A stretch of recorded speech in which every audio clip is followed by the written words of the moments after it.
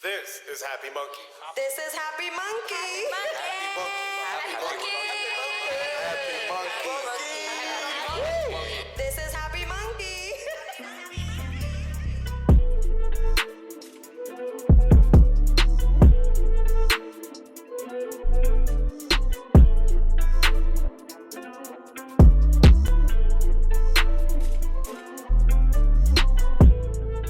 Hello, no one is available to take your call. Please leave a message after the tone. Hello, Black Rose. My name is Monty. I have a quick question. How did you guys get the QR code to be spray painted on the sidewalk? I would love to know, like, how you made that happen, what kind of service you used or whatever.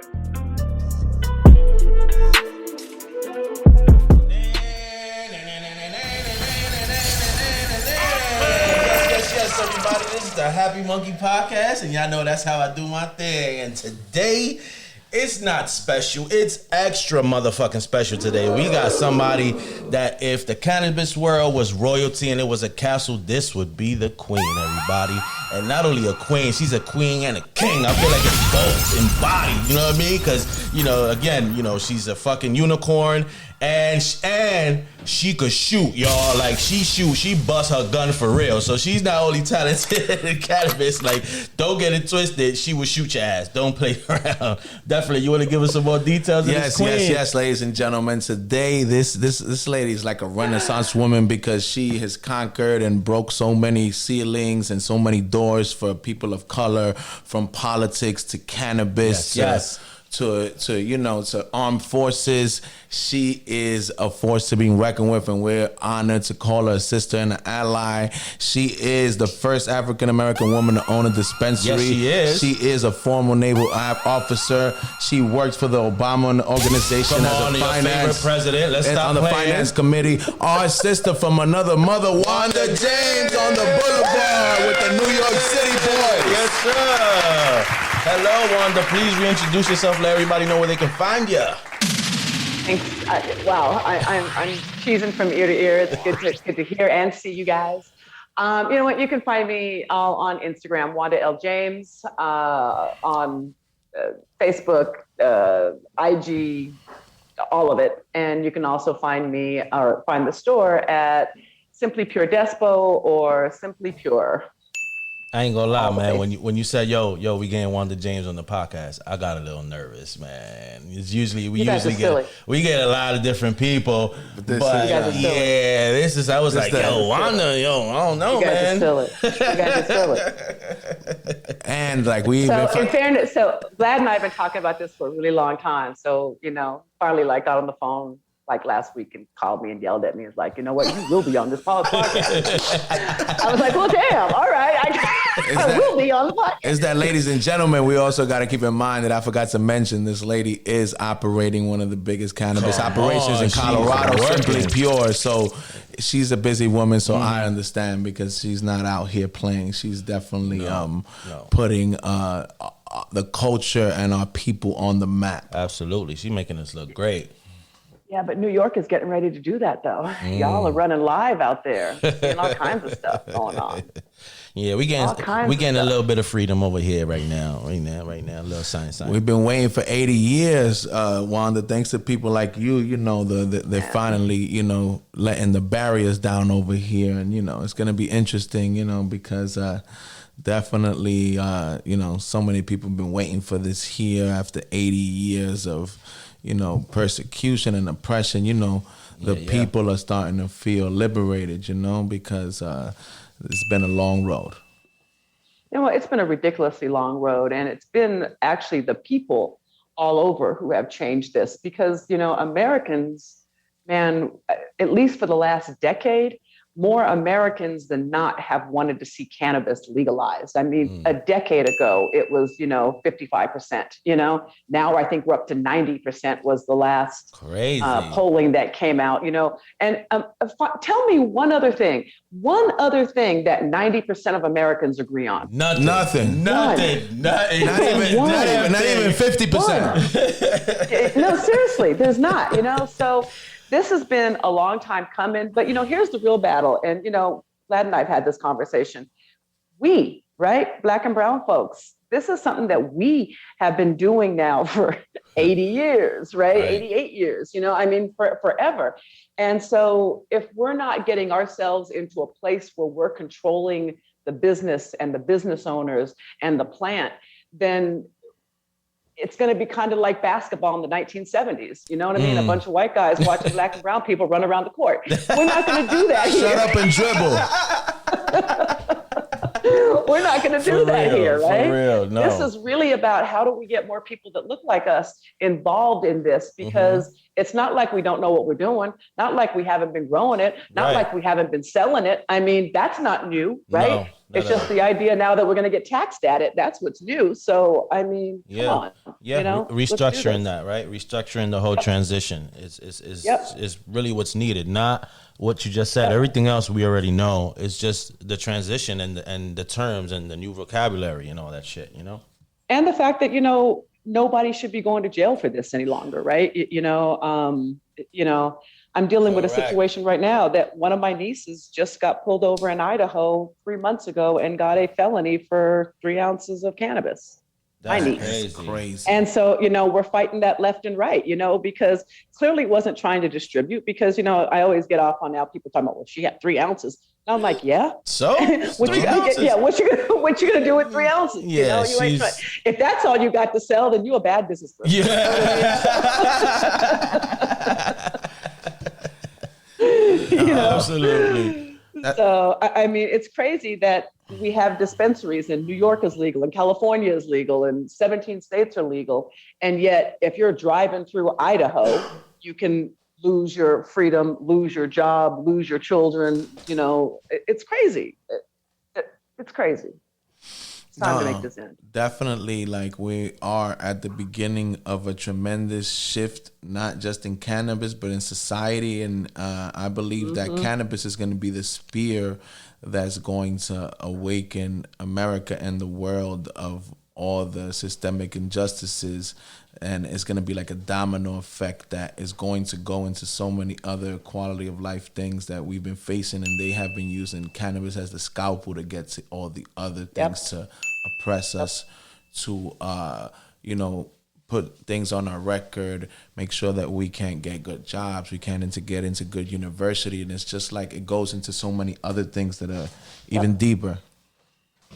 Well, and in New York, it stops you from voting, right? I mean, and how many felons we got in New York because of cannabis that can't vote? You know what I mean? That's crazy. And and it's interesting. Well, I mean, it's celebratory in a lot of ways that finally, the walls came down on New York, and New York has been our poster child for pointing the finger at and be like, look at this shit over here.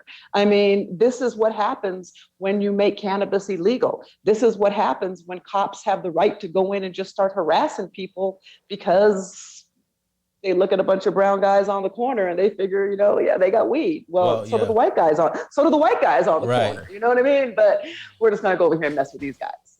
So it's time. All right. Well, before we get deep and all intellectual and political and all that other shit, I want to know a little bit about little younger Wanda, right? So I want to know about your first time getting high. What was your first love story? What was your first love story with baby girl Mary Jane? So really funny. So, growing up, I grew up with a single parent father. My dad was a 6'4" black Texas cowboy and military guy. So, we didn't play with dad, right? I mean, he was a great guy, but when dad said, don't do something, right? So I'll never forget my very first boyfriend in high school. He was a senior when I was a sophomore, and my first big love affair. And so he used to really enjoy weed. And he didn't take me to his senior prom, and my heart was broken. I was like, man, I'm not going to senior prom with my boyfriend. He sucks. So he no, he didn't. No, he was right on doing this. So he ended up taking one of his best girlfriends, who was also lesbian and she was a good friend. So he took her. He came to me. He goes, Wanda. He goes, look, you ain't gonna smoke weed. You ain't gonna drink, and you ain't gonna have sex. He goes, this is my last prom. He's like, this is my last prom. So I'll take you out. On Sunday night we'll go hang, but I gotta go do this. Anyway. So the first time I got high was a year after that. I was 16 years old, and one of my really good friends, he gave me a ride home, and we were driving past Whitefield Park, and he goes, girl, you want to try this now? Are you ready yet? And I'm like, yeah, let's get high. Was it a joint? Was it a blunt? What was it? It was a joint. It was a joint. And, and I remember it well, and it was nothing that I thought it was going to be. It wasn't terrifying. It wasn't scary. I giggled and laughed, and started thinking of stuff. Right. You got prolific. Yeah, exactly. Deep thoughts, And luckily for me, and I talk about this a lot. Luckily for me, I've had a love affair with cannabis, since then. I'm not much of a drinker. I mean, I'm not anti-drinking, but drinking hurts. Makes me feel bad the next day. Makes your head hurt. Makes things spin around, and every time I've said or done something that I wish I didn't, I'm pretty sure alcohol was involved. Correct. I feel you on that. Wanda, so this happened you said in Texas, right? Where did this Renaissance? Oh, that was in Colorado. So you said that your father was from Texas, but you grew up in Colorado. My dad was military, so I grew up in Colorado, Germany, and England. Wow. Germany. Wait. Germany. Let's not skip Germany. Black people in Germany. And you like weed. Wow. Yo, you know what? There are a lot of black people in Germany. There are a lot of black people. I mean, my family's British. There's a lot of black people in England. There are black people everywhere. Everywhere. Because that must have been tough. It's like weed and tall black man. So there are more black people in Germany than there are in Colorado, y'all. What? Nah, I just learned something new today. We haven't been there yet. We're gonna have to be the first Dominicans to land on Colorado. I just learned something new today. That was crazy. Yeah. That's funny. What, boy? That is crazy. Yo, Colorado, y'all need some more black people in there. White. I don't know. Y'all need to Colorado white. Yeah. So break it down to us so we can understand the makeup of this Renaissance woman. So Colorado, Germany, and England. You said? England. So break that down. Like what age? How did all this go down? Ooh, started born here, parents left when I was about a month old, so we went to Germany. We were in Germany until I was about 5 years old. Came back to the States for 3 years until I was about 6 or 7 years old. Went back to Germany. My dad ended up going to Vietnam, and then when he was in Vietnam, went back to my mom's family in Liverpool, England. Did I don't know how many years there, then came back to Colorado. Parents got divorced, and then my dad and I went back to Germany, then came back to Colorado, and I went to high school and college here. Interesting. So from there, what was the epiphany that you decided to get into the Navy, I believe it was? Yeah. So Navy, University of Colorado, I was a poor black child, right? So paying for college was something that, we didn't understand, so I had to get scholarships and find people to pay for stuff. So the Navy was going to pay for a scholarship and do some things for us. So went ahead and did NROTC through University of Colorado, and they kept me on the straight and narrow, made sure that I graduated, and off I went into the Navy, for 5 years. To the Navy. How was that? Long pause. They're giving a pause first. Let's think about this. So amazing from the standpoint of all the things that you learn and all the things that you gain, and especially as a woman, and this was a long time ago before you had a whole lot of women officers, there just wasn't that many of us. There were no black women officers. Yeah, no black women officers. On. That's crazy. So I mean, it was interesting, and it's interesting when you're that young and have that much responsibility. It teaches you a whole lot. And it takes you to places that you would have never have gone on your own. One of those places, I was stationed at the World Trade Center in New York City. So I mean, and New York changed my life. Of all the things that changed my life, I was 25 years old when I got to New York. I was there from 25 until about 27. And New York changed my life. I mean, the Navy made me believe that I could accomplish anything, and New York showed me that I could accomplish anything. Whoa. You guys grew up in New York, so it's not different than you, but when you drop anybody who is not a New Yorker in New York for the first time, man. Where in New York did you end up staying at? Did you end up staying in Manhattan, or did you end up staying in Brooklyn? So both. So when I first got to when we first got to New York, they had me in housing out in Garden City, out in front of Hofstra University. They had the whole set of Hofstra housing out there. So I used to take the Long Island Railroad in every morning, or Long Island Railroad, the Long Island train in every morning, and connecting to the city and getting those great big, revolving doors going into the World Trade Center. The World Trade Center was the coolest place in the world in my view of, coming into the city and actually working in that building, in that complex, and the millions of people that used to go through those huge revolving doors every day, and just, man. Did you see the Bronx while you was in New York City? Yeah. So part of my job, so at the end of your naval career, because I knew I was getting out of the Navy, they let you do some fun things. So some of the things that I did for my last 6 months was officer recruiting. So being a Black female officer, uniform, they send you to all of the different places to recruit. And so one of the things I was recruiting for were doctors and nurses for the Navy. And ironically, to find nurses that we believe could handle combat and could be in combat situations, guess where we went? Bronx Hospital. Of course. Yeah. Now I know. Now I know you came to New York for real. That's a war zone right there. And this was, late 80s. So it was, spicy Bronx. Yeah. Oh man, you was in the super spiciest Bronx ever. Do you think, Wanda, like you having that experience in the Navy plays a big role in your discipline as far as like business and character and your perspective of life? Yeah, 100%.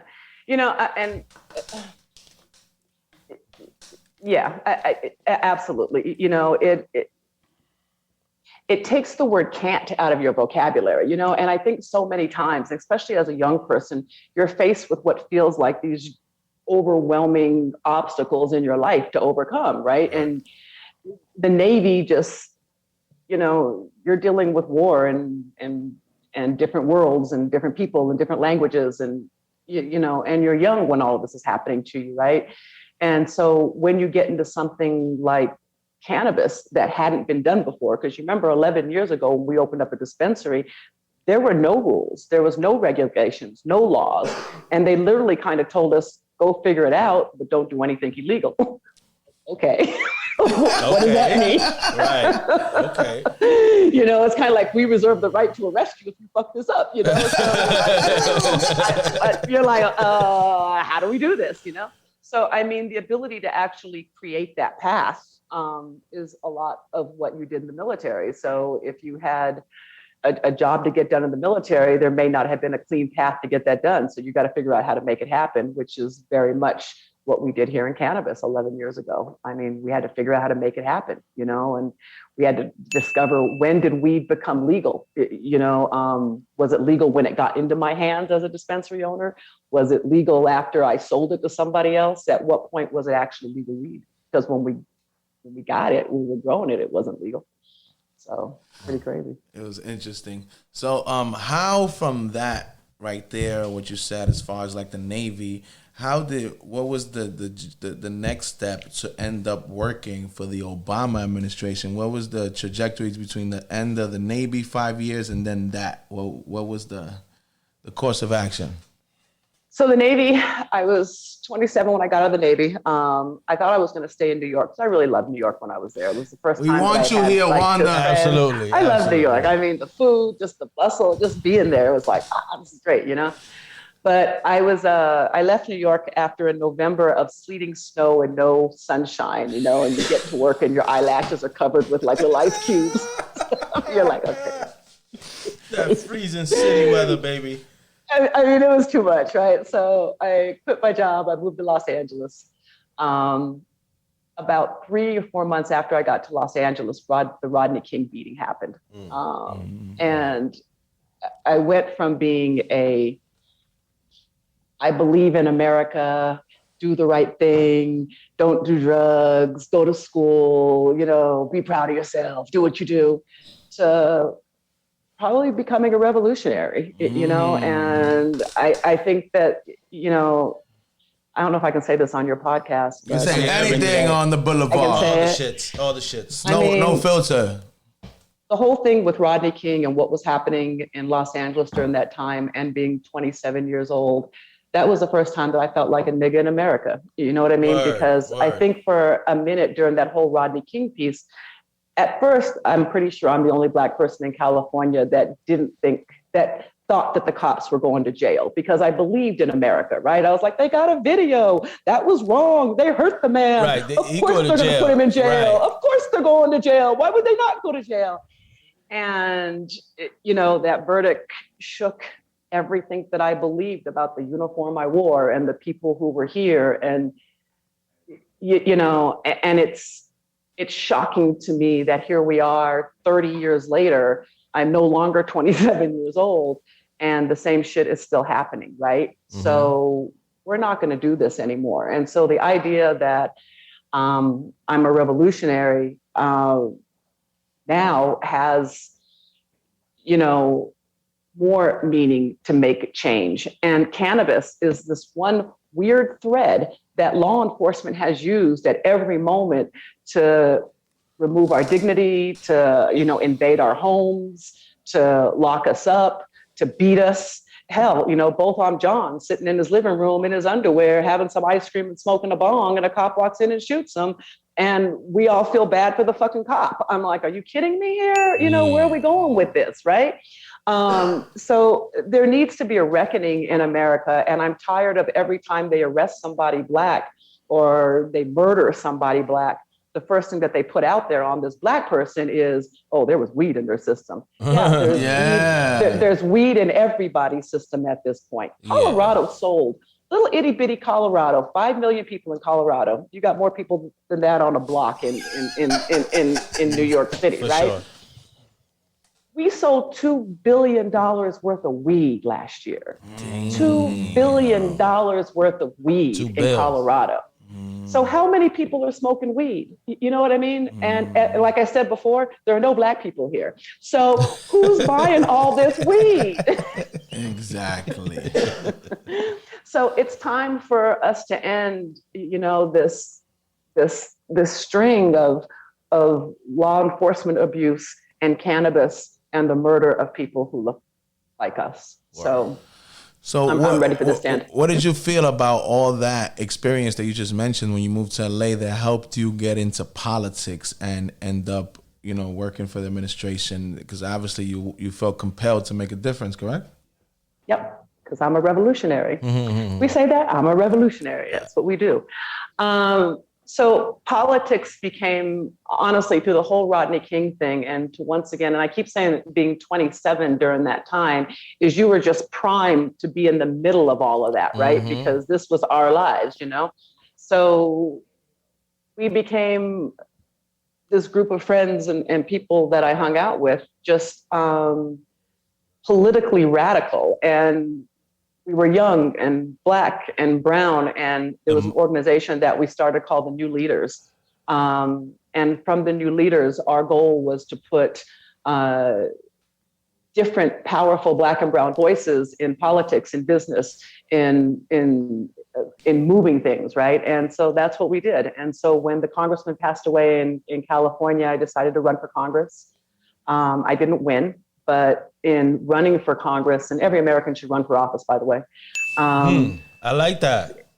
I mean, it changes you, you know what I mean? And it puts you in the mix of things, and it helps you understand how this political system, this representative system that we have works, right? And we have to understand that, right? I mean, we can't beat the rules if we don't understand the rules. You can't bend the rules if you don't know the rules, right? So let's learn these rules and bend the fuck out of them. Don't break them, but bend them, right?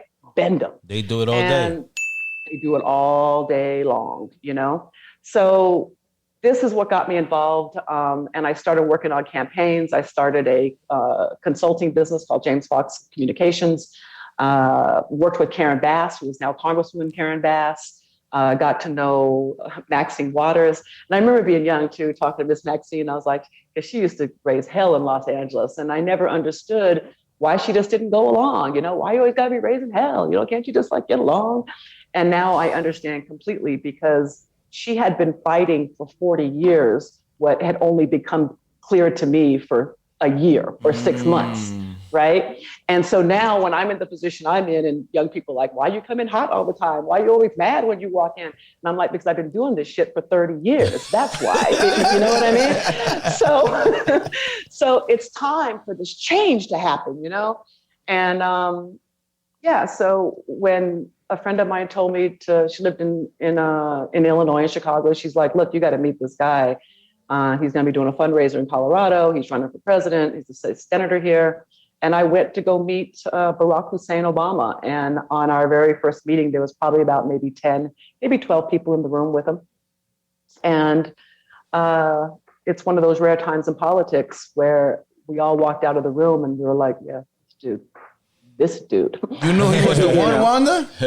You knew it. You just knew it. I mean, and what was interesting then is, and as he went up and started to win, they close in on politicians, right? So in the early days of knowing a politician, and there's only 10 people in the room, no one thought he was going to win. So he didn't have a bunch of, pollsters making sure he doesn't say anything and handlers making sure he's being handled. He could just be him and talk to the folks of what he believed in and where he was at. And just this really beautiful individual and this amazing soul with this powerful energy. And so much for that Hillary machine. Mm-hmm. And what was it that he saw in you that decided you to allow you to be part of the organization? You always obviously he must have seen something in you too. Absolutely. Because he could have been anybody in the financial committee. I want to be able to say, yeah, he thought I was like really cool. I had this stuff going on, it was all about me. But you know what? I mean, with everything in politics, right? So there's only 3 things that you can bring to a political campaign: money, people, and ideas. That's it, right? Mm-hmm. And, I was able to bring money to the table. When it came to things like, believing in cannabis the way that we did, we were able to, bring that idea to a guy that was actually willing to listen at the time. So, but money was the big thing, I'm a good organizer. We have lots of folks and we were able to raise a lot of money for him. So that's what it always comes down to. That's exactly that way. We need to hear that though. People need to understand that. Yeah, and at the end of the day, you're making it seem nonchalant, but everybody can't bring money to campaigns. That's not like a common. You don't just roll the dice on someone that you just said he's just very charismatic and he's very beautiful spoken person, and they're like, yo, let's throw some money to this beautiful speaking individual because Wanda said so. You know what I'm saying? Like, how was that journey? Like, how long you were there for 4 years as part of the organization?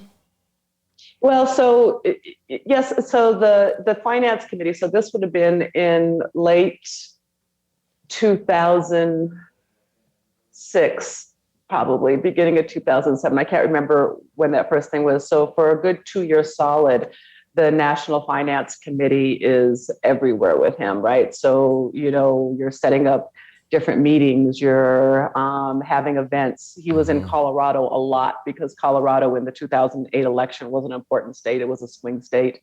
It was in the process of going from red to blue. So, he and Michelle came out here. She's the bomb. She's the bomb.com. She was the real boss. We all know. Everyone knew that she was the real boss. She's just, an amazingly warm individual. But so they were out here a lot. And I got to tell you, it was really nice. It was a really nice part of my time and this time on this planet to get to be a part of something so special.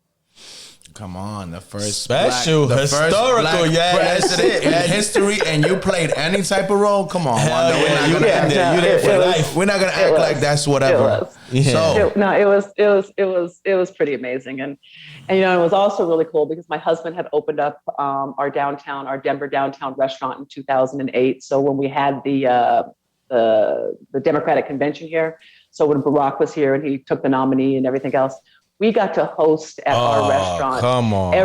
Everybody in Democratic politics. I mean, we had everybody there. We had John Kerry. We had Mondale there, Vice President Mondale. We had, Barack. We had, you name it, they were there. And we just had, everybody was just there. So it was just pretty amazing to have so many people come through the restaurant during that time because once again, since there are no black people in Colorado, and you're black and you got a downtown restaurant, And you're hosting all these and you're people? hosting Yeah. it. So yeah, so I mean, you know, being black was a good thing then. So. So Wanda, after that right there, what was it? Because obviously you already told us when you started smoking cannabis and, you know, your Navy experience, your political experience. What was the final, you know, epiphany that the moment that you said cannabis is going to be my career in my life? What was it that? Where was that time you said, fuck it, we gonna get this we're money? going all in and we're Yeah. coming for this?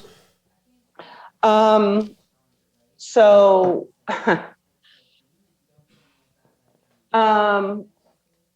right before my father passed away, we found out that I had a brother, and my brother Rick was an amazing young man. And so, in my conversations with Rick, you know, the first thing he said to me was, you know, hey sis, you know, I just got out of prison, right? And when somebody tells you that, I'm thinking my brother done killed somebody. He done. I mean, Yeah, you think the worst. Nobody ever thinks something innocent. You think the most worst shit in the world, right? You just got out of prison. I'm like, oh, you just got out of prison, not out of jail or whatever. Yeah. I mean, got out of prison. Prison. I'm like, Yeah. God, you know, what did you do? And he was like, I got caught with 4.5 ounces of weed. And I says, that's crazy. I mean, nobody goes to prison for that. I mean, and I'm going back to my University of Colorado days, my white university days, with all my white friends that had a pound of weed, roll of weed at the thing, you know. So I'm like, what's up, you know? Even after college, or after the military, actually, I didn't smoke in the military, but even after, all my LA friends, all the doctors, the lawyers, the Hollywood people, all running around in their Lamborghinis, speeding on the highways, you know, with, you know, a pound of weed, people get tickets. You know what I mean? They'd lose their weed. That's what they were mad at. Like, man, they took my weed. You know, I mean, that would be it, right? So I had just never known anybody to actually go down for weed, right? You know, and so when I found out that my brother spent 4 years picking cotton in a Texas penitentiary. Oh, in Texas? Woo! Oh my God. They had him picking cotton. Texas, man. Texas is definitely not a progressive state. Think about that for a second. What the fuck are we talking about? What year is this? Like, what? We talking about the millennium? Yeah. Like, they got you picking cotton now? 1992. That's right? crazy. Now we talk like that sound like some. Isn't that crazy? Yeah, that's crazy. That sounds like some like 18. That sounds like some 1892. Yeah, shit some 1892 shit stuff, in right? Mississippi or some shit like that. Yeah. Like, what the fuck? Texas beyond the Mississippi shit. Yeah, Am I correct or no? Lone Star State. No, 100%. Lone Star State. 100%. 100%. That sounds But the horrible. thing that blew my mind about that was, it's bad enough that you went to jail for weed, right? I mean, there's an issue right there that 800,000 people a year are going to jail for weed. But to make a black kid pick cotton, I mean, I can't think of anything more cruel than to make, I mean. That's the most traumatizing shit I've heard yet. What? Like, that's crazy. Isn't it? Hell Isn't yeah, it? that sounds crazy. Isn't it? So Yeah. what, once you heard that, what did that do to you, and how did it help you? Like, you know, what decision did you make right after that when you found this out?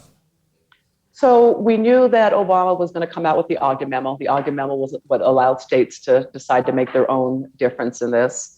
Colorado, it's not surprising, and I don't think that it was by accident that Colorado was the first to legalize, right? So of all the states that's out there, and once again, hear me out, Colorado being a predominantly white state, a big time white state, right, where people aren't normally going to jail for weed. Weed has never really been demonized here in the same way that it is in other places, because old white people can't point to black and brown kids and be like, look at those, you know, Yeah. no, over there Exactly. smoking weed, right? Yeah. You know what I mean? Because it's all the white kids that are smoking weed. So We're not going to demonize them. Yeah, No, no, we're not. those are their kids. those are their kids, and Yeah. those are just college. Those are just college Those are kids. just college, you know? Yeah. They just burning off some steam. You know, it's Yeah, okay. they're just it's being okay, right? hippies. They're just being hippies. They'll grow out of it. It'll be fine. So the fact that we legalized here first, or we knew that we were going to have a shot at legalization, we wanted to put a black face on that here in Colorado. And the other thing that, and I really want to make people understand as well too, that the fear for me doing this, or me and my husband doing this first, or jumping, and we didn't know we were first, by the way. We just were going to go do this because who would think that you would be the first people licensed? I mean, California is out there. Everybody's got licenses. Right. What's the problem? We had, because I was also Congressman Jared Polis's campaign manager at the same time I was on Barack Obama's National Finance Committee. Congressman Jared Polis. Well, Congressman Jared Polis is also now Governor Jared Polis. So the first openly gay man to be elected into the congressional seat. So having, Jared as a friend, having Mark Udall, who was a U.S. Senator here in Colorado, as a friend, having Senator Bennett, who is still a friend, having all of these senators, having Karen Bass, Maxine Waters, all of these names on speed dial, I'll be honest, I would have double dog dared any cop to come arrest me and my husband during this time of beginning with weed. It was a Rosa Parks moment, right? It would have been political suicide for them. It would have been. I mean, who are you arresting? You know what I mean? What are you doing here, right? And we're vets on top of that. Oh, you crazy. Yeah, you crazy. What are you doing? So we felt like taking this chance and being massively outspoken all the time was in our political capital to be able to do that. You know what I mean? Not saying that they couldn't have screwed with it. Then they did. They raided us. They broke down our thing, went into our farm, and then had to apologize the next day. Right. But, so. That's crazy. I didn't know that. No. Hold up. You're not going to go over that. Let's rewind. So how long after you guys started operating did this happen? About a year. It was probably about June or July. Did they send the locals or did they send the feds? No, it was a local. Well, they ain't sending the feds. Not when my president. Exactly. I'm just saying. That's why I'm like, I don't think they would do that. They had to send the Adams County white guys to come get us. And they had pictures. It was all over the news, right? Because the police department thought that they were going to do something real smart. So those dumbass, they released it to the news. And I was like, I know they didn't release this to the news. So they came busting through our grow facility, broke down the windows, are all in all of these hazmat, things and Kevlar vests. And the best thing was though, I wish I still had it somewhere, but the search warrant. Yeah. So this what gave me street cred. They were looking for guns, ammo, money, gunpowder, grenades. I mean, they went through all this stuff. You guys were a cartel, huh? All of that stuff is like on the search thing, and I'm like, man, we badass. Right. What the fuck they thought you had? They're looking for grenades up in here. Oh Lord. But I mean, so yeah, they tried it, and within an hour or two, the Adams County Sheriff Department had to apologize, and they brought back all of our stuff the next day. They boarded up the windows, they fixed the windows, and but here's the thing though, it's sad that to be a Black person doing business back then in cannabis, you had to have senators and Congress people and everybody on speed dial to feel like you wouldn't be messed with, right? You know what I mean? So and still get messed with. And still got messed with. And had they pushed that any longer, because they locked us out of our grow facility, you guys know this. If they would have left us out of the grow facility for another 6 hours, they would have killed all of our plants. Right. So everybody. Right. So how many millions of dollars would that have been? Right. Yeah, they foul. So that would have put you out of business, if nothing else. But they had to return everything within a few hours and let us back in business. So let me ask you a question, Wanda. Does that happen to any of the other license holders in Colorado around the same time? Probably, yes. I mean, it wasn't happening a lot here. I will tell you that, because it was legal. Folks kind of knew about it. So it wasn't a lot, but yeah, there was definitely a few that it happened to. They were betting that we didn't have our ducks in a row. White folks always assume that if you're Black or brown and you're in business and you're doing something, that your business isn't set up the exact right way, or you didn't, you cut that corner, or you didn't get that permit, or you didn't have this thing happening. I was like, shoot, there is nothing in this place that's not, And let me say, for everybody in New York that's getting ready to open up this business, dot those I's, cross those T's. Yeah, that was going to be my next question. There's a lot of entrepreneurs listening that plan on participating in the market, Massachusetts, New Jersey, New York. What advice would you give them if they were about to open a dispensary, and what should be 101s that they should look out for and make sure that they have straight? 2 pieces of advice. One, you got to have a team. A team. No one person can open up a dispensary. You know, I mean, no one person by themselves can open up a dispensary, a grow facility, or a manufacturing facility. It cannot be done. So have yourself a team, and a team of people. If people on your team haven't done it before, have an advisory team that has done it before, because it's going to seem like it's going to be easy to get done. But the ins and the outs and the regulatory framework is what will make or break your business. And you've got to have those I's and those T's done perfectly all the time. And that is extremely difficult. And that's why you have to have a team of people to get this done. That's the first thing I would tell you. The second thing that I would tell you, get your money in order. Because if you think it's going to take you 6 months to get open, it's going to take you 2 years to get open. And it may not even be your fault. It may be zoning. It may be regulation. It may be things that you have to add to your building. All the stuff that, you know, you just wouldn't think about in an ordinary building that you've got to come to grips with in getting this business off the ground. It's just difficult. No, that's important for people to know, because especially as you said, you know, it's like that goes for anybody. I can imagine for Black or brown or marginalized people even more. Yep. Get to know, you know, everybody in the community that are doing this. I mean, what you've done at Happy Monkey and bringing people together and all those different things, because you're going, even outside of your team, you're going to want to have other folks that you feel good talking to, right? I mean, you know, I've got some good friends in the industry here that I call up and be like, what the fuck are we doing this over here? They're like, hey, try this, try that, you know? Right. I mean, it's just not commonsensical of what you think you should be able to do in this industry. It's just hard. I mean, I can't say that enough. It's just hard. You know, it's not the same as, you know, selling out the back of your car like we all used to. Yeah, so I was going to ask you that because, you know, a big topic over here is that me and Ramon were just on a panel about it, is that how do we help all the people from the legacy market make a transition to the legal market? What advice would you give these people so they can make a smooth transition, or as best as they can, so they can have good odds of participating in the market?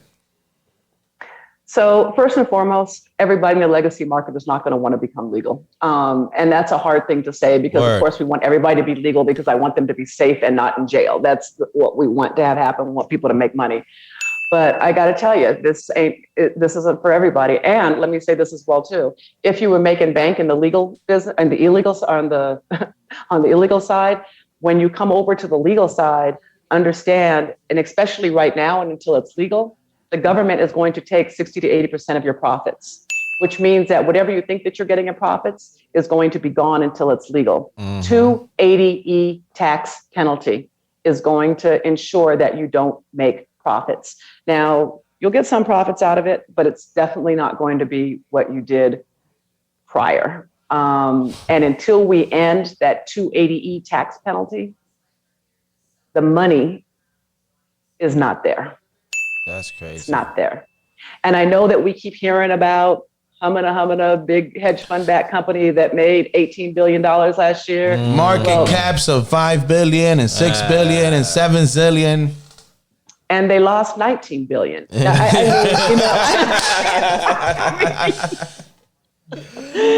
I mean, it's just not there in the way that people want to believe. And, you know, for the 10 years that we have been in this, you know, the money that we make is the salary that we've paid ourselves. You know, Simply Pure as a company has just become profitable in the last 2 years. It's that difficult. It's that difficult. And I don't want to poo-poo on folks. It's still an amazing thing to do. And once we're able to end this level of gray area that we work in between, right? So we're selling stuff and money is coming in, you know, money is coming in. We're making money, right? But that 280E tax penalty takes it all away from you because you have no write-offs. You have the banks ain't involved, so it's a lot of bullshit. It's a lot of bullshit. Yeah. And you have to understand it, and there's no way of getting around it, folks. And I talk to people that are like, yeah, well, folks in California, well, we're in California, we ain't gonna have to do all that. I'm like, yeah, okay. In America, you're gonna pay your taxes. Let me tell you what. Me and Ramon always have said, right, Wanda? To go into what you said, me and Ramon has always said, you can play with each other, you can play with your friends. You do not play with Uncle Sam's money. He gives no passes, and there is no shortcuts. That bread. They play a lot of games, but they don't play that money games when it comes to that. Uncle Sam don't play. And as long as this is still a Schedule I illegal drug, I mean, you are like one step above Pablo Escobar, right? So, and they're just waiting for you to slip down a little bit, because then, and especially if you're playing in the legal game and you do something illegal now that the game is legal, I mean, they'll take you for all that you got. You know what I mean? That's when it becomes rough. And that's the other thing I will tell folks who are listening here that are on the legacy side: do not play both sides of this harmonica. Do not. You know what I mean? Either you are 100% legal or you are 100% illegal. Trying to put your foot in, well, I'm gonna grow over here illegally, but then we'll move some stuff over here. Because you're going to have a seed to sale system. They'll be able to track it down to the gram. I promise you. And as much as we all think that we're smarter, brighter, faster, we're not. So don't. Either you're legal 100% or you are not legal at all. And keep those.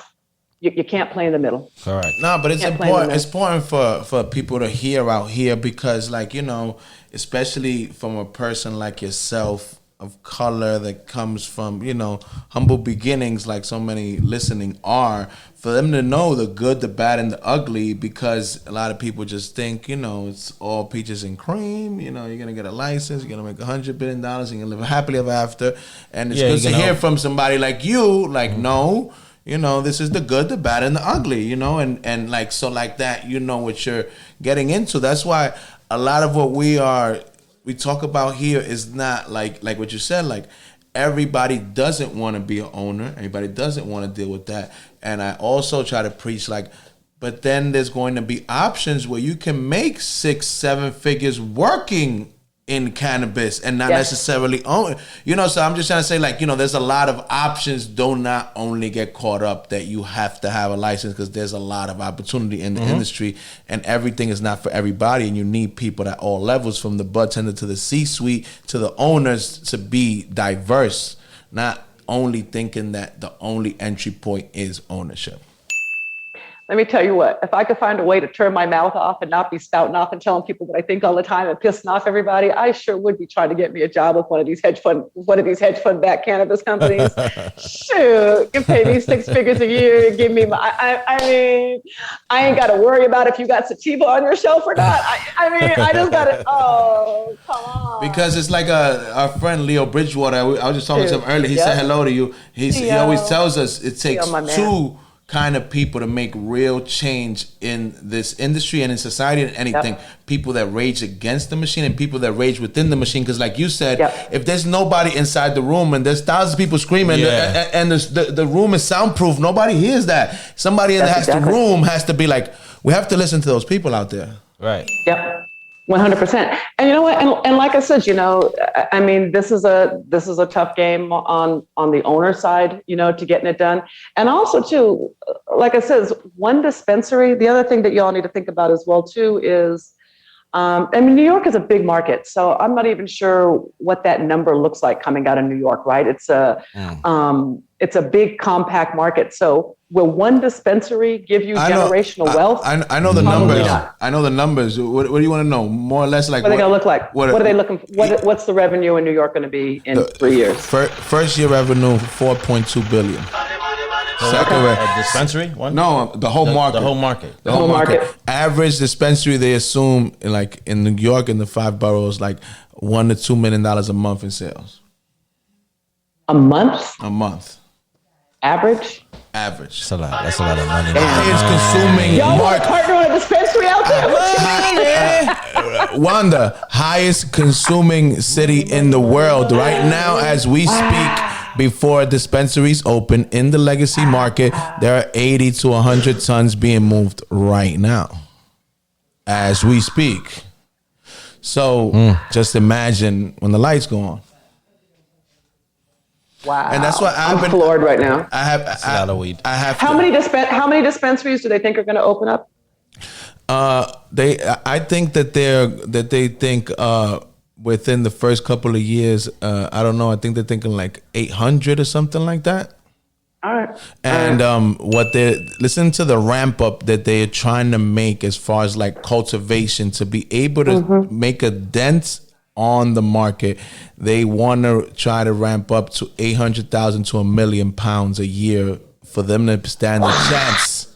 To them to stand a chance at making a dent on the biggest volcano in the world. All right, so I'm asking a really stupid question. So of that right now in the legacy market, how much of that, so most of that is being brought to New York? There you go. And that's why, there are a lot of markets out there that when the $5 billion stops going out of here are going to notice a big drop in sales. Wanda. That's a lot of. It'll put a dent in some economies. Wanda. That's a little. You know what? Those numbers are why everybody, and you know what? This is so funny, and because I'm a revolutionary, I don't believe that anything is as you think. But it's interesting that New York has taken this long to legalize for that reason alone. Interesting. Mm-hmm. Once again, it comes back to what you said. What me and Ramon have realized is that they are oblivious, and until the last couple of years, they had no idea that this was happening. I really believe that. Yeah. Because I've seen like the lack of not. They're like, what? Like who? Yeah, like they have. They know nothing. They just don't know. They know nothing. And it's just wow. Those are some crazy numbers. Wow. So we have about 747 dispensaries here in Colorado, and 10 years later, we're doing $2 billion, right? And so the average dispensary here does about $2.5 million a year. Big differences, right? Very much so. Big differences. But it's like you said, there's 20 million people here, plus tourists, plus, the pace of life, it's just different. I'm gonna be honest with you. I was more surprised with the $2 billion a year in Colorado with 5 million people. That's some crazy numbers. That's numbers. Well, that's because all the New Yorkers been coming here for the last 4 years. Actually, all the Texans. All right, y'all been talking a lot of big numbers and all that shit. Let me bring y'all back to a little bit to stoner talk. Because I'm a little bit nosy when it comes to, let's get to that stoner tech. Well, it's because you were smoking and I didn't get my package. So, that's all right. She's bad, my nigga. She didn't get her package. We got to get her package. Yo, so I'm wondering, the queen, what does the queen smoke? What is your favorite strain? What do you like? Oh, can we call it strain since we black? You know what I'm saying? Like, are we allowed to call it strain? Strains. Man. So like when we start talking about strains, so what's there and what's in California and what's here are all, somewhat different. So, or cultivar, right? Cultivar, right? There you go. That's the proper word. So, that over there. So, you know what? It depends. So, because I'm a connoisseur, I like to start my day off with anything that has, terpene that's got, the tangerine. It's really joyful to me. Like me. It wakes me up. It just wakes me up and it makes me so happy, and it just kind of sets my day off on that. Right on, we good, just brings it all, kind of down. As my day goes on, and when I get down to the evening, I really need a heavy, heavy, heavy OG Kush to be able to sleep at night. You know what I mean? It just really knocks me out. So that helps me kind of, mellow my day out. I find that, trying to think of what I deal with when the world comes at me wrong and I just have to take a second and, and breathe a little bit. But, I go strong on one way or the other. I either really want to go hardcore sativa or hardcore, Right. I'm in one or two modes. I'm very seldom in a. Well, for the fact that this is how I know you're a real smoker, right? I know you said a lot of details, but I'm going to tell you how I know you're a real smoker. The fact that you pinpointed, well, this is what I'm going to smoke when I feel. Yeah. That's how you know you're a real smoker. Like right now it's morning, I'm gonna go for the orangey shit to wake me up. I'm mad. I'm going for the heavy shit. I'm knocking out something. You know what I mean? Like that's how you know somebody's a real smoker. So here's the You've thing, been though. smoking Here's for the a thing long about time. I've been smoking for a long time. You know what I mean? And it's a part of my life all the time. And people ask me, how do you do this or how do you do that? I can do a speech after smoking a joint. I can run a business after smoking a joint. I mean, it really just is a part of what we do it's just who we are. It's what we do. It's a part of it. And folks that don't consume don't understand that because they keep saying, well, I wouldn't wake up and have a vodka tonic in the morning. And I'm like, no, you wouldn't. That would be foolish. Yeah. Totally different. Totally different. Totally different. Oh, that's funny. Wanda, where should we look out for Simply Pure aside from Colorado? Is there any plans for Simply Pure to expand to other states? There is, and it's funny when you start talking about expansion into other states because the amount of money that it takes to be able to do that. And we're real excited to be able to hit the East Coast. So we are in conversations right now in Massachusetts. Oh, you know that we tried to put in an application in New Jersey, which is when I met all y'all. Yeah. Almost Vegas. probably a little over 3 years ago now, yes. right? And New Jersey told us that, we weren't diverse. Do you know that there were 4 judges in New Jersey that gave the combination of Simply Pure and Viola 0 points for diversity? What? 0 points.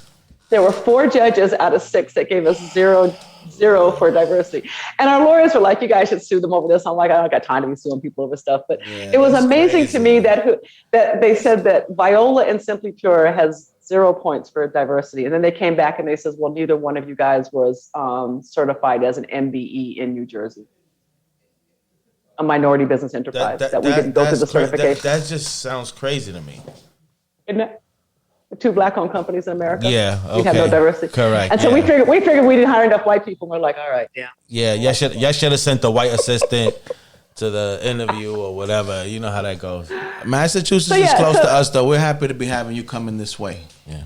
And you know what? And we would, like everybody else, we would love New York, but I want to see what happens, and I want to support all my friends in New York because, man, we got some soldiers on the ground out there, and I'm excited for everybody to do their things, and I'm hoping to be able to put my products on all y'all shelves. So, especially after you said $1 million in sales. Those are low. And you know what the crazy part is, Wanda? Those are low estimates that they say. It's like the low. Shoot. Be back in New York. Get me a bagel, pumpernickel bagel. So what do you think? You haven't gone through that in Jersey and your experience in Colorado, and as a whole in the cannabis industry, what do you think can be done better to add more diversity to the market here in New York and just in general in the country? What do you think is missing to really, what domino we have to knock down and really make the industry truly diverse and equitable for everybody?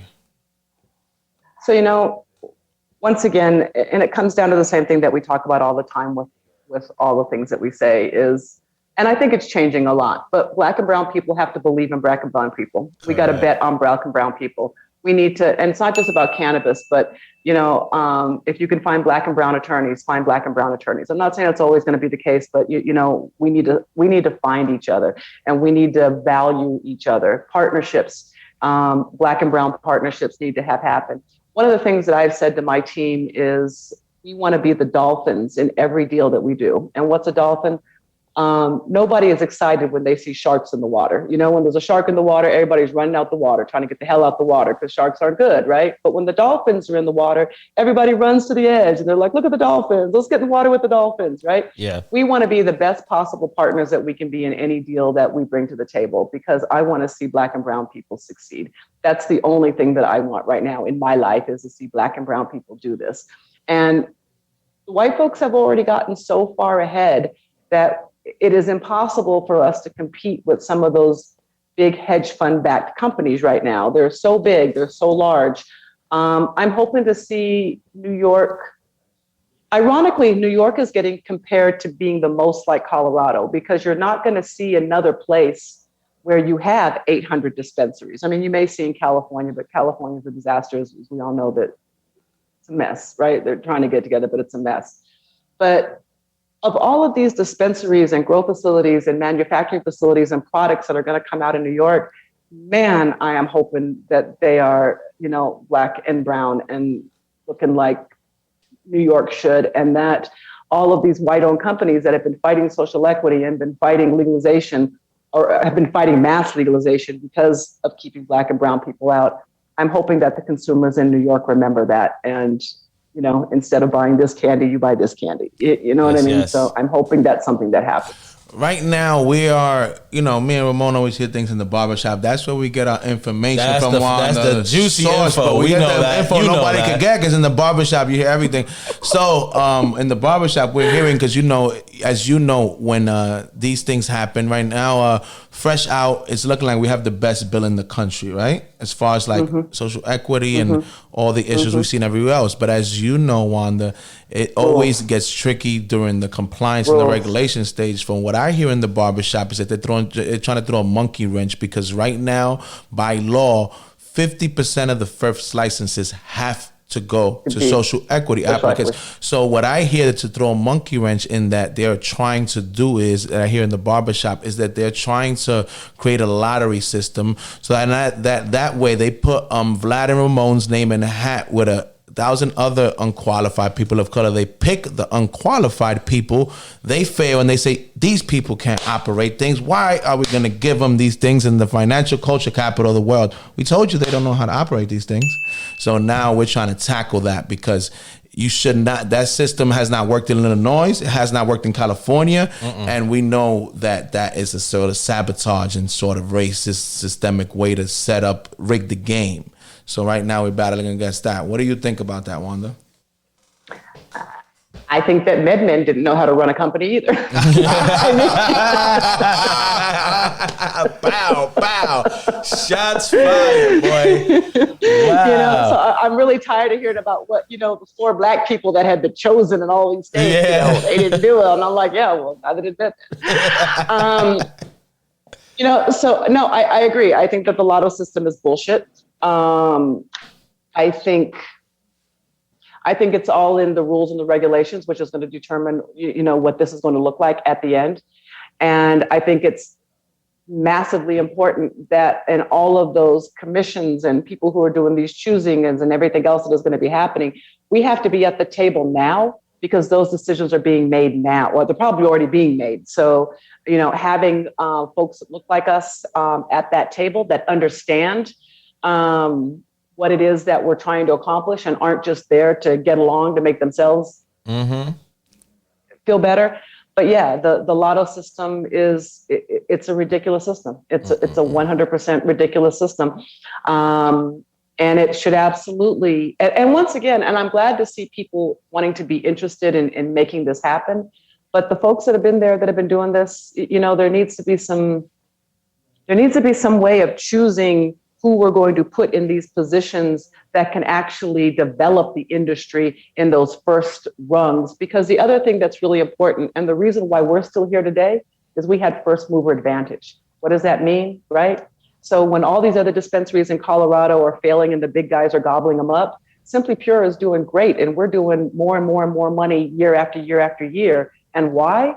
Because we had first mover advantage. We were first in the market. We've been here for 11 years. We know what we're doing. People find us because of the popularity. You want to have first mover advantage. So those first few people that get to open, or those first numbers of people that get to open, they have got to look like us. That is going to be key in making this happen. It is going to be key in making this happen. We're doing everything on our power, because also what we've seen that's been working here is that the advocates in the community, because we saw everything that happened in the rest of the country, are getting in front of the bullet, because we all know how hard it is after it's written into law to undo. So everybody here is learning that you got to get in front of it before they do. Yep. And don't let them do this number like, well, we're just going to put out these few licenses and then we're going to figure it all out. No. Would, we all start at the same time. You know what I mean? It's not like we're going to let these folks come and then we'll figure out social. No. We all start at the same time. You know what I mean? it's got to be that way, or else I'm hopeful for New York. New York is a different breed, right? You know what I mean? It's different. You know, we're a so, different monster. We move different if we don't like the situation. It gets crazy. Yep, I think so. So I'm hopeful. I'm hopeful. It gets spicy here. It gets very spicy. Now, I have another question for you, Wanda, because we got to take advantage. We got the Oracle here. Oh, we got the Oracle. We got to ask any basic questions because she's she understands things from a different perspective and level than very few people we've had on here, Ramon. Absolutely. So, what is your prediction? Because what I've been hearing is that now that New York went, federal legalization is closer than it's ever been in the United States history. What number that means, I don't know, but they say that New York is a big domino towards that road. What do you think? So I'm the wrong person to ask that, because I thought that we would have made it legal when Colorado and Washington went legal. I mean, why wouldn't you? You got two states already selling, California selling. I thought after California went legal, they were definitely going to do it because California's legal, right? Right.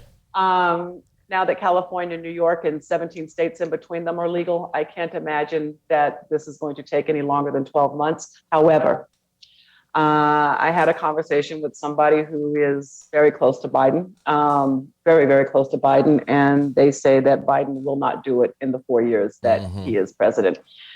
I have a hard time believing that as well, too, because if you're talking about $10 billion coming out of California next year, if you're talking about $4 billion coming out of New York first year, double that second year, and then all the little states in between, I for the life of me, I can't imagine how we do banking. And I don't mean banking as just having a depository, being able to put your money in a bank, but being able to make your business money work for you in a bank. Lines of credit, working capital loans. I mean, all of that, you know what I mean? It makes absolutely no sense of how we're going to make this happen. And to be honest with you, this is when elections have consequences, because anybody right now that's an elected official that is fighting against this industry, I mean, they should not be in office, because it's an absurdity to think that we are still, A, not having banking, B, people are still going to jail for it, and C, until we have legalized, cannabis, it is ridiculous that I can't send y'all some weed to sell. You know what I mean? Why can't we? If we're only doing, let me tell you some signs. $2 million a month. Some signs that I think we're heading in that direction that we just saw this Saturday.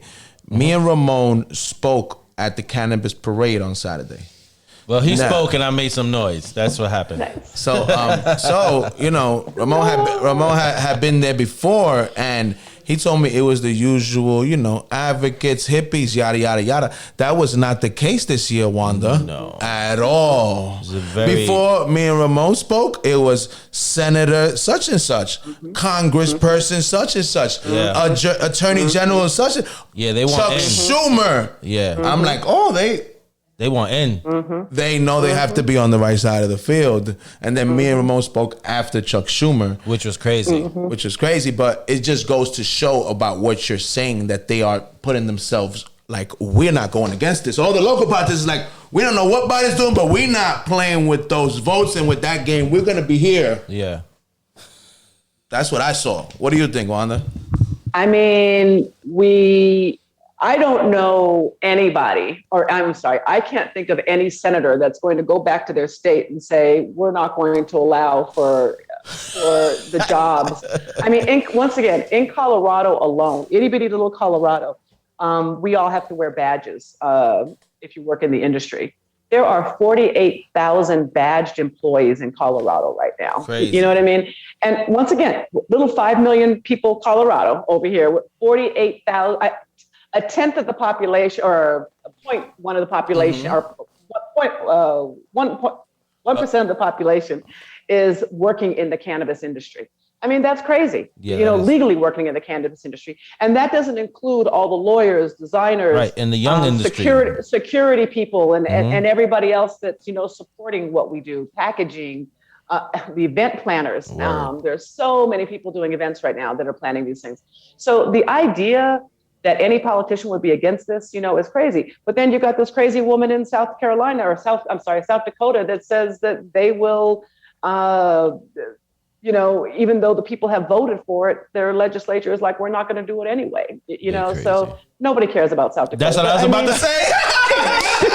I'm like, I don't know why there's a north and a south. It should just be Dakota. Who the fuck goes to the Dakotas? They're taking up too many. That shit is too like- many They got four votes. senators. Those are not flyover states because that's all it is, right? Who the fuck goes to the But that's what I'm Dakotas? saying. And they got two states. They got the north and the south. They should make them one. And Who goes to the Dakotas? They What's hold in the no, Dakotas? but they hold a bunch of power. Four Four senators. What senators. the Senators. fuck? Who Four senators. goes to the Dakotas though? What's in the Dakotas? Like what they got? The senators? That's what they got.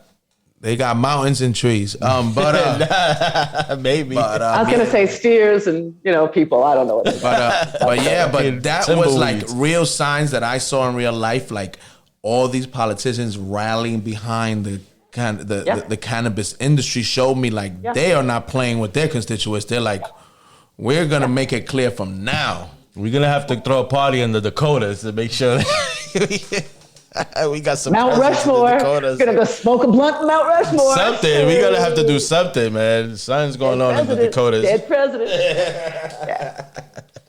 No, I mean, I think New York is definitely a different beast, right? It's got a different racial makeup. It's got a different, and two, the way that it's an immigrant makeup, right? So when you think of entrepreneurism in New York, right, everybody's an entrepreneur. You know what I mean? So these are the things that I think make New York run. And once again, Vlad, the numbers that you put out there, my goodness, It's a lot of money. my goodness, that's a lot of, it's a lot of weed. It's a lot of weed. A lot of weed. So I'm excited. Those estimates are low. I got to be honest with you. I'm going to tell you something, only because I'm here with you and I feel comfortable and I'm feeling the vibe. The other day, I was with one of the legislators that wrote the bill, and I was like, I want to thank you guys for what you've done. It's amazing, and we appreciate it, but I got to tell you the truth. Because they don't really know. Ramon has seen it. They really don't know. They say, what is it, Vlad? I said, you just opened up the biggest volcano in the world. They look at me like, what do you mean, Vlad? I said, you'll see later, but just thank you again. Yeah. But you don't really understand. Yeah, it's The about to get biggest crazy. volcano in the world. It's about to How get big crazy. this is going to be. With home grow, with delivery, with consumption All the shits. We got in all the shits. world. They don't really understand. You know what I mean? I'm like, I just want to thank you, but I just got to tell you, You know what else is one of the other money things that with that much weed happening in New York? So some of the things that are going to happen in New York too, which is going to be different, is all of the cannabis is going to have to be tested, right? Mm-hmm. So we have to test every batch. And then after you get clean tested for so many batches, you can get a variant and everything else. But you've got to test everything. You've got to test your edibles. You've got to test your weed. You've got to test your concentrates. And you've got to test them for microbials, heavy metals, all this stuff, right? We don't have any Black and Brown owned testing facilities. Mm-hmm. They told me that in Michigan as well.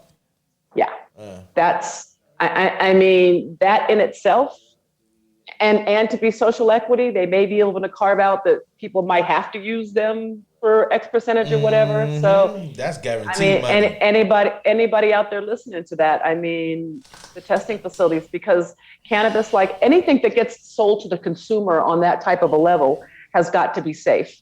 So, that amount of weed coming through the system, the testing people. Oh, we gonna have to have a Happy Monkey testing lab, man. Make sure your Happy weed is Monkey Happy Monkey testing approved. lab. You know what I'm saying?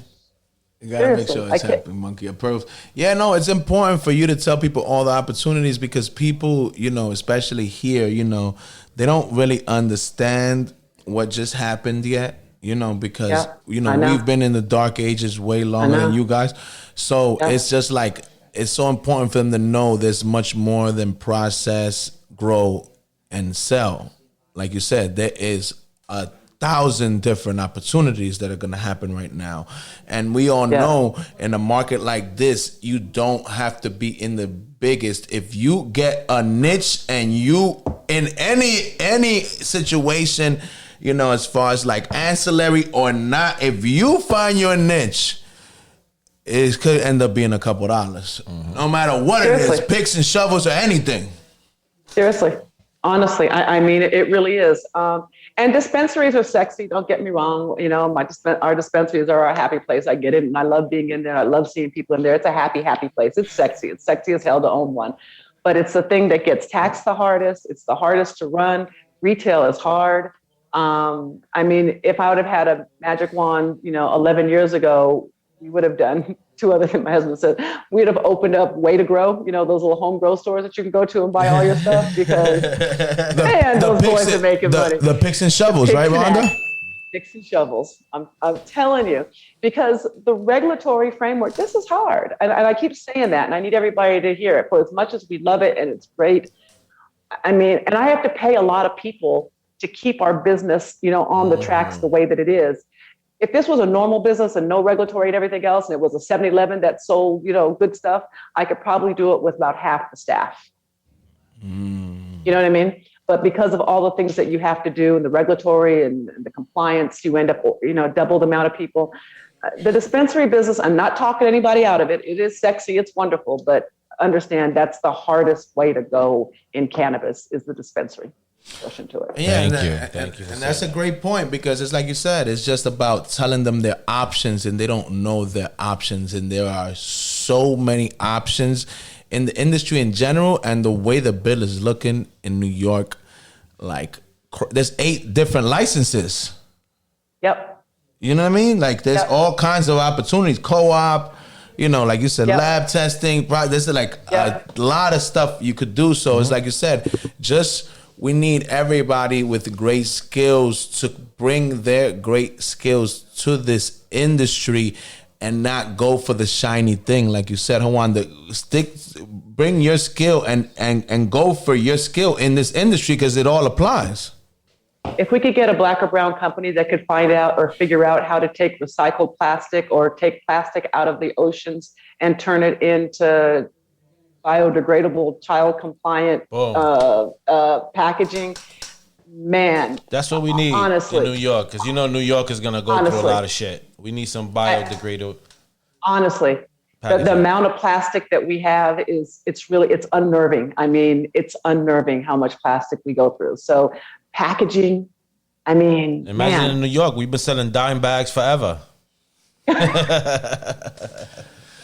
Wanda, now, what do you think? Because a lot of times this gets overlooked, and all the benefits that they have and all the leverage that they have for all the veterans out here in the East Coast and in New York. Can you tell them what benefits they have as far as being able to participate in this industry if they choose to do so?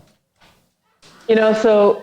Great question on that. And it depends on the VA in different places. We had a big battle with the Colorado, VA, and we have finally gotten them to a point to where they did not stand in the way of the veterans that wanted it. The VA still can't, quote unquote, allow the veterans to have it or write scripts for the veterans to have it. But at least here in Colorado, they're not being punitive, because you couldn't even be in VA housing and smoke a joint. That would have got you kicked out. And there, years and years ago, probably a decade ago, one of the VA housings actually kicked out a vet with paraplegic, no legs, missing part of his arms, and they kicked him out of VA housing because he was using cannabis instead of taking opioids. Crazy. We won that case. He got his thing back. But I mean, just the nerve. And I always wonder, who is the person that walks up to that door and says, dude, you got to get out. Yo, word. Get your wheelchair, get your weed, get out. Yeah, like. Who's that person? Who is that person? How do you serve that person papers? Like, I'm not going. Like, you wake up that day and be like, exactly, I'm not pass going. that off. Yeah, pass that to your coworker or something. Don't do that shit. I'd have gave that back to my boss, but like, you go do it. Yeah, that shit is retarded. You're HNIC, you go do it. Yeah. But I mean, seriously, it's so I think for vets though, veterans organizations that serve vets, they're helping vets understand how to use cannabis to help them with their pain, to help them have better sleep,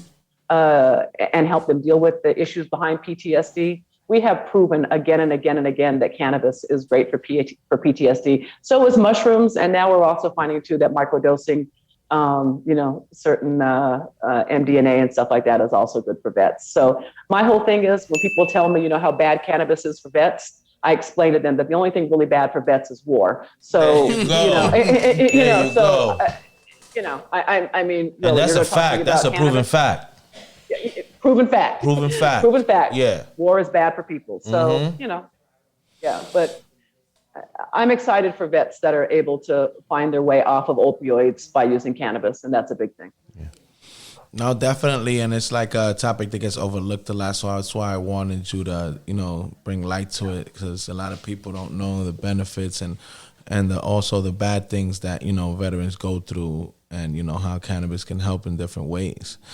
Now, Wanda, it tremendously helps. It's time for the $1 million question, Wanda. We ask everybody that comes here. And you being so cultured and so worldly, we really want to know your opinion.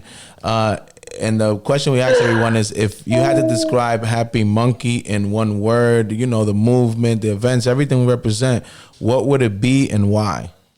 Exhilarating. Exhilarating. Why exhilarating? Nobody's ever used that before. Why? Exhilarating. I mean, this feels good. But when have I ever seen you guys and it hasn't felt good and it hasn't been good? You know what I mean? It's been lit. You know what I mean? When has all of what, and it's not just about what you do at Happy Monkey, right? It pulls through your whole entire life. Right? Absolutely, absolutely. It's what you guys talk about. It's what we're all kind of, or what you are definitely advocating for here in New York. I was going to say, people are advocating for it in New York now, and they're fighting for it. But who made it all happen? Who has been leading this way? Who's been having this conversation? Who's been out there defying what people say you can and can't do, as an American, So this is exhilarating. I mean, because you also bring together too, all the things that we love, right? Community, conversation, a place to fellowship. It's like church. We want to thank you for those kind words, Wanda, because a lot of people come on here and say kind words, but we know that's really from the heart, and we really value your opinion. We just got anointed, baby. Because me and Ramon were just talking about it on a panel the other day, and what we said was, they asked us about advocacy, and we said we're different kind of advocates. Said, what does that mean?